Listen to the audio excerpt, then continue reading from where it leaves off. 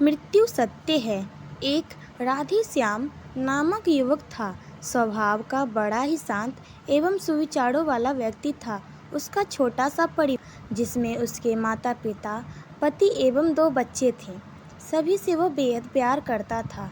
इसके अलावा वो कृष्ण भक्त था और सभी पर दया भाव रखता था। ज़रूरतमंद की सेवा करता था, किसी को दुख नहीं देता था। उसके इन्हीं गुणों के कारण श्री कृष्ण उससे बहुत प्रसन्न थे और सदैव उसके साथ रहते थे।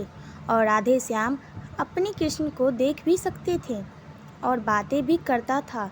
इसके बावजूद उसने कभी ईश्वर से कुछ नहीं मांगा। वह बहुत खुश रहता था क्योंकि ईश्वर हमेशा उसके साथ रहते थे, उसे मार्गदर्शन देते थे। राधे श्याम भी कृष्ण को अपने मित्र की तरह पुकारता था और उनसे अपने विचारों को बांटता था। एक दिन राधे श्याम के पिता की तबीयत अचानक खराब हो गई। उनके अस्पताल में भर्ती किया गया।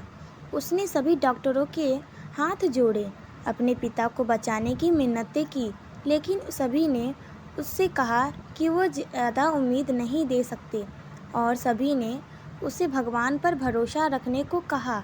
तभी राधे श्याम को कृष्ण का ख्याल आया। उसने अपने कृष्ण को पुकारा। कृष्ण दौड़े चले आए।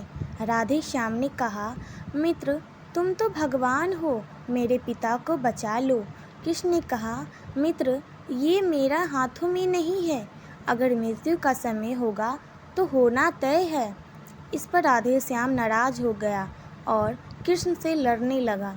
गुस्से में उनसे कौन से लगा।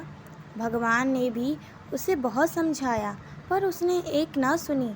तभी भगवान कृष्ण ने उसे कहा, मित्र, मैं तुम्हारी मदद कर सकता हूँ, लेकिन इसके लिए तुम्हें एक कार्य करना होगा। राधे श्याम ने तुरंत पूछा, कैसा कार्य? कृष्ण ने कहा, तुम्हें किसी एक घर में मुट्ठी भर ज्वार लानी होगी और ध्यान रखना होगा कि उस परिवार में कभी किसी की मृत्यु न हुई हो। राधे श्याम झट से हाँ बोलकर तलाश में निकल गया। उसने कई दरवाजे खटखटाए।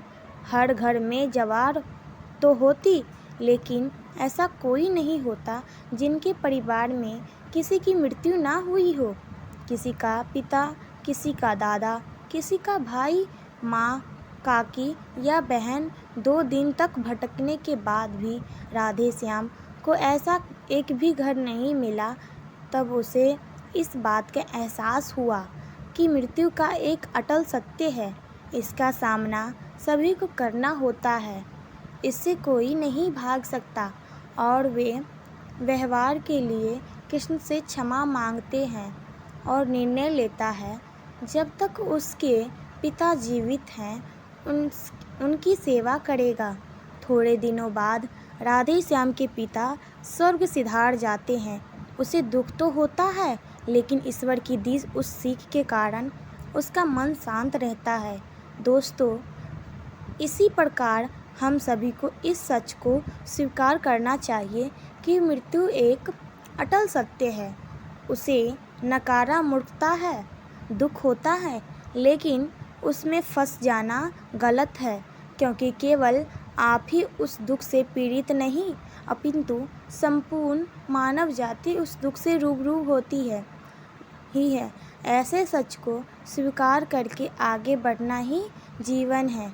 कई बार हम अपने किसी खास के चले जाने से इतने बेबस हो जाते हैं कि सामने खड़ा जीवन, उससे जुड़े लोग हमें दिखाई ही नहीं देते पड़ते। ऐसे अंधकार से निकलना मुश्किल हो जाता है। जो मनुष्य मृत्यु के सत्य को स्वीकार कर लेता है, उसका जीवन भारविहीन हो जाता है और उसे कभी कोई कष्ट तोड़ नहीं सकता। वो जीवन के हर क्षेत्र में आगे बढ़ा चला जाता है। अगर ये कहानी आपको थोड़ी सी भी पसंद आई हो तो प्लीज़ लाइक, शेयर, सब्सक्राइब ज़रूर करें।